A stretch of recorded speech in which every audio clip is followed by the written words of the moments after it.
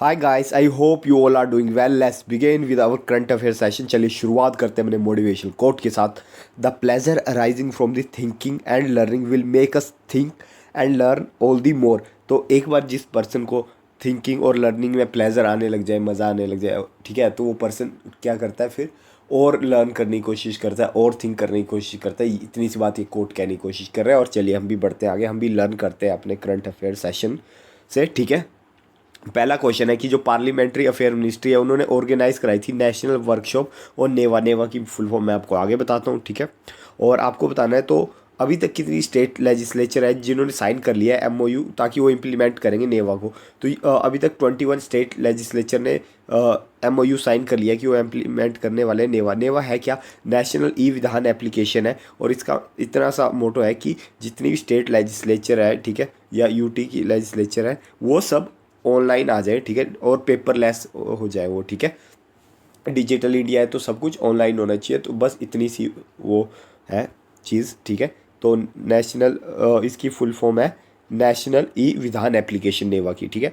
तो सब इस पे ऑनलाइन आ जाए और पेपरलेस हो जाए जो हमारी स्टेट लेजिस्लेचर, ठीक है। तो इतनी चीज़ है। और अब तक मतलब 17 स्टेट लेजिस्लेचर को एक प्रोजेक्ट के अंडर पैसे वगैरह सैंक्शन हो चुके हैं और 9 लेजिस्लेचर फुल फ्लैज डिजिटल हो भी चुकी हैं, ठीक है। इतनी चीज़ ध्यान रखेंगे आप। चलिए बढ़ते हैं आगे। नेक्स्ट क्वेश्चन है कि इंडियन आर्मी का कौन सा रेजिमेंटल सेंटर है जिन्होंने बाइक की एक्सपीडिशन कर है स्टार्ट करी है दिल्ली से ले? वो है लद्दाख स्काउट, ठीक है। तो लद्दाख स्काउट ने क्यों करी है? क्योंकि डायमंड जुबली है लद्दाख स्काउट की 1 जून को। और जो भी आज तक ये बहादुर सोल्जर जिन्होंने अपनी जान दी देश के लिए, ठीक है, उन्हें भी कंट्रीब्यूट करने के लिए ये इन्होंने बाइक की एक्सपीडिशन कर रहे हैं, ठीक है। और ये कहाँ से कहाँ तक है? तो ये नेशनल वॉर मेमोरियल दिल्ली से ले वॉर मेमोरियल तक होगी, ठीक है। 23 मई से 1 जून तक चलने वाली है और टोटल डिस्टेंस 1038 कवर करेंगे, ठीक है। और इसमें ये हिमालय पासेस आएंगे जैसे रोहतांग पास, बारालाचला, ठीक है, पालचम, ठीक है, वो सब भी कवर करेंगे। तो ये आप देख सकते हैं फोटो में, दिल्ली से शुरू होगी और लद्दाख तक, ठीक है। चलिए बढ़ते आगे। आपको बताना है कि कौन सा एडिशन हुआ है अभी कतर इकोनॉमिक फोरम का जिसे पावर किया था ब्लूमबर्ग ने, ठीक है। तो ये 3rd एडिशन था कतर इकोनॉमिक फोरम का, ठीक है। और ये हुआ कहाँ पे? वैसे कतर के नाम से आपको पता ही चल गया होगा, कतर नाम है तो कतर में ही हुआ होगा, ठीक है। तो कतर की कैपिटल है दोहा, वहाँ पे ये इवेंट हुआ था, ठीक है, 3rd एडिशन। और यहाँ पे 1000 ग्लोबल बिजनेस लीडर ने पार्टिसिपेट किया था, ठीक है। और कतर की बात कर लें तो कैपिटल मैंने बता ही दी आपको, दोहा, ठीक है। करेंसी है रियाल और प्राइम मिनिस्टर का नाम आप देख सकते हैं, ठीक है। और कहाँ पे यह कंट्री है? मिडल ईस्ट कंट्री है। तो ये रही कतर इकोनॉमिक फोरम। चलिए बढ़ते हैं आगे। आपको बताना है वो कौन से मतलब इंडियन शूटर ने हिस्ट्री क्रिएट कर दिया है। तो उन्होंने कितने इंडिविजुअल मेडल्स जीते हैं, ठीक है, in women's skeet event of ISS World Cup shotgun tournament in Kazakhstan. Kazakhstan में चल रहा है आजकल ISS World Cup shotgun tournament. तो इसमें जीते हैं इन्होंने 2 मेडल, ठीक है। और 2 मेडल किस किस ने जीते हैं? तो एक है गैनमित शेकोन, इन्होंने सिल्वर मेडल जीता है। और है दर्शना, इन्होंने ब्रॉन्ज मेडल जीता है, ठीक है। और ये इवेंट होकर आ रहा था, ये हो रहा था एलमेटी कजाकिस्तान में, ठीक है। इतनी सी बात ध्यान रखेंगे। और ये जो एलमेटी में हुआ है, इसके बाद अब अगला जो इवेंट होने वाला है वो होगा इटली में, ठीक है। और जो बिल्कुल फाइनल होगा वो तो होगा दोहा में, ठीक है। वही कतर अभी हमने डिस्कस किया ही था, ठीक है। चलिए बढ़ते आगे। और कजाकिस्तान की बात कर लेते हैं। तो एक सेंट्रल एशियन कंट्री है, कैपिटल अस्ताना है, ठीक है। करेंसी है tenge, prime minister Ali Khan, population आप देख सकते हैं, ठीक है। और ऑफिशियल लैंग्वेज है रशियन और कजाक। और ये 2 मेडलिस्ट हैं इंडिया की, इन्होंने एक ने सिल्वर और एक ने ब्रॉन्ज मेडल जीता है। चलिए बढ़ते आगे। आपको बताना है कि कौन सी कंट्री ने हैंड ओवर करे 20 broad gauge diesel locomotives to Bangladesh under grant assistance. तो ये और कोई नहीं, इंडिया ने करे हैं, ठीक है।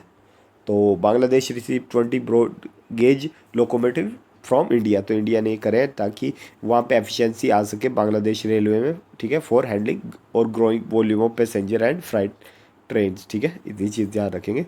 और locomotive were handed over at the Darshana gauge interchange point, ठीक है। इतनी चीज़ ध्यान रखनी है आपको। और ये वर्चुअली फ्लैग ऑफ करे थे मिनिस्ट्री ऑफ रेलवे अश्विनी वैष्णव ने, ठीक है। और इसके अलावा इंडिया और बांग्लादेश के बीच 3 ट्रेन चलती है, ठीक है। और उनका क्या नाम है? एक है कोलकाता ढाका मैत्री एक्सप्रेस और ये पैसेंजर ट्रेन है, ठीक है, पैसेंजर ट्रेन है। एक चलती है कोलकाता कुलना बंधना एक्सप्रेस, और एक चलती है न्यू जलपाईगुड़ी ढाका मिताली एक्सप्रेस, ठीक है। तो ये तीन पैसेंजर ट्रेन है जो इंडिया और बांग्लादेश के बीच चलती है, ठीक है। अब हम भी चलते हैं थोड़े आगे, ठीक है। ये रहा बांग्लादेश का मैप, और चलिए बढ़ते हैं आगे। आपको बताने कौन सी स्टेट गवर्नमेंट ने स्टार्ट कर दिया है प्रोसेस लीगलाइज करेंगे वो ओवर 6,000 इलीगल कॉलोनी।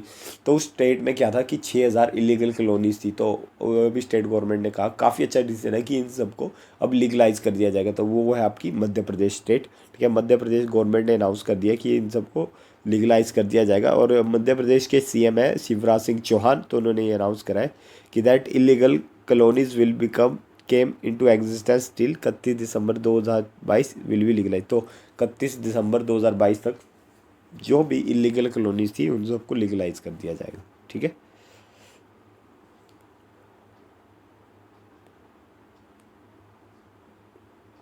आपको बताना है कि यूनियन मिनिस्टर सर्बानंद सोनोवाल ने हाल ही में अनाउंस करा है कि जो सेंटर है वो कितने % की फाइनेंशियल सपोर्ट देने वाला है for the promotion of green shipping. तो ग्रीन शिपिंग के लिए 30% की सपोर्ट देने वाली है सेंट्रल गवर्नमेंट, ठीक है। और ये बताया था union minister of the port shipping and waterway, जो कि है सर्बानंद सोनोवाल, ठीक है। तो इन्होंने ये बताया था 30% की, ठीक है। और addressing the second Chintan Shivir held at Munnar in Kerala which concluded mister Sonowal said green hydrogen hub. तो क्या है, ग्रीन हाइड्रोजन हब बनाए जाएंगे कहाँ कहाँ पे, दीनदयाल पोर्ट एट कांडला, ठीक है, चिदम्बरम पोर्ट एट टूटिकोरिन। तो वहाँ सब ग्रीन शिपिंग, अभी आपको पता है ना एविएशन पे भी हमने एक फ़्लाइट रन करी थी, वहाँ पे भी स्पेशल एविएशन फ्यूल यूज़ करा था। तो अब हम हर जगह क्या है, हमारा 2070 तक नेट ज़ीरो कार्बन का टारगेट है, तो उसी को अचीव करने के लिए ये सब स्टेप्स तो लेने ही ज़रूरी है, ठीक है। और अर्थ के लिए भी प्रोटेक्ट करने के लिए ज़रूरी है, ठीक है, क्योंकि आपको पता है कि कितनी ज़्यादा ग्लोबल वार्मिंग बढ़ रही है। आपको बताना है कि डिजिटल इंडिया डायलॉग किसने होल्ड करा है, कौन से यूनियन मिनिस्टर ने। तो यूनियन मिनिस्टर राजीव चंद्रशेखर ने होल्ड करा है डिजिटल इंडिया डायलॉग्स। और ये क्यों करा है अभी मैं बताता हूँ। Union minister of state for electronic and IT Rajeev Chandrasekhar hold Digital India dialogue session in Mumbai on principle of Digital India Act. तो क्या है कि गवर्नमेंट ऑफ इंडिया अब डिजिटल इंडिया एक्ट लाने वाली है। तो ये पहली बार हो रहा है कि मतलब एक्ट लाने से पहले, ठीक है, उसके प्री ड्राफ्ट, अभी ड्राफ्ट भी नहीं बना, उससे पहले ऐसे सेशन कंडक्ट कराया जा रहा है, ठीक है। जैसे कि ये हो रहा है डिजिटल इंडिया डायलॉग, यहाँ पे मतलब बड़े बड़े इंडस्ट्रीज़ के लोग आएंगे, आईटी सेक्टर से लोग आएंगे, और वो अपने सुजेशन देंगे कि क्या क्या चीज़ें होनी चाहिए आईटी में, कैसे मतलब सेफली वो चीज़ करा जाए, ठीक है।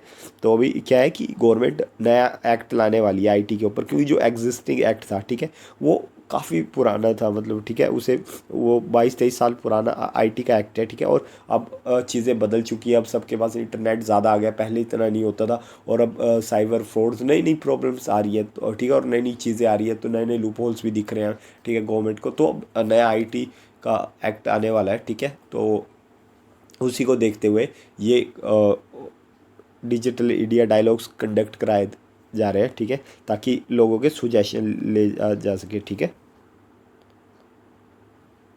और डिजिटल इंडिया जैसे कि digital personal data protection bill है ना, national data governance framework policy और recent amendment of the IT rules CRT guidelines form the important element of the legal framework, ठीक है। और इंडिया में आपको बता दूं कि इस टाइम 830 बिलियन इंटरनेट यूज़र है, ठीक है, 830 बिलियंस, ठीक है।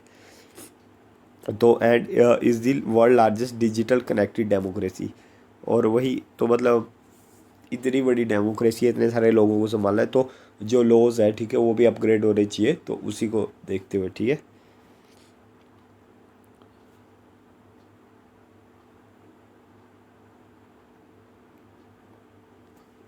आपको बता रहा है कि according to Moody report 2023 India की जीडीपी दे, ठीक है, India GDP has cross USD 3.5 trillion in which year.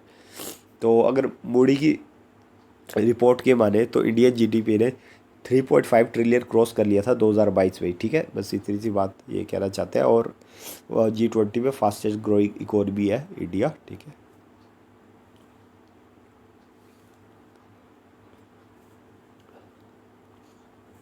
10th question आपको बताना है कि विच वन लॉन्चेज रुपए क्रेडिट कार्ड सपोर्ट और यूपीआई इन इंडिया। तो रुपए क्रेडिट कार्ड लॉन्च कराए यूपीआई सपोर्ट करने के लिए गूगल पे ने, ठीक है। गूगल पे और May 23 launch RuPay credit card support on UPI in India. The company has partnered with NPCI to bring the feature it to its customer, ठीक है।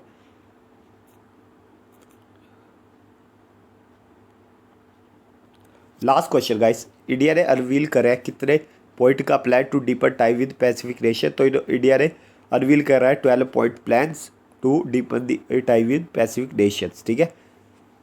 और आपको पता ही कि अभी प्राइम मिनिस्टर थ्री नेशन की विजिट पे थे, उसमें एक पेपे न्यू गिनी की विजिट पे थे। तो जब वहाँ पे गए थे पेपे न्यू गिनी, तो वहाँ पे इंडिया ने ये particular 12 point action plan announce किया, ठीक है। ताकि इसका और एम क्या है, drive India partnership Pacific island state while fulfilling their development aspiration. तो उनके साथ टाई डीपन गिर जा सके, ठीक है। इतनी चीज़ है। आई होप गाइस आपको ये लेक्चर पसंद आया होगा। यार पसंद आया तो प्लीज़ शेयर भी कर दीजिए कीजिए, ठीक है।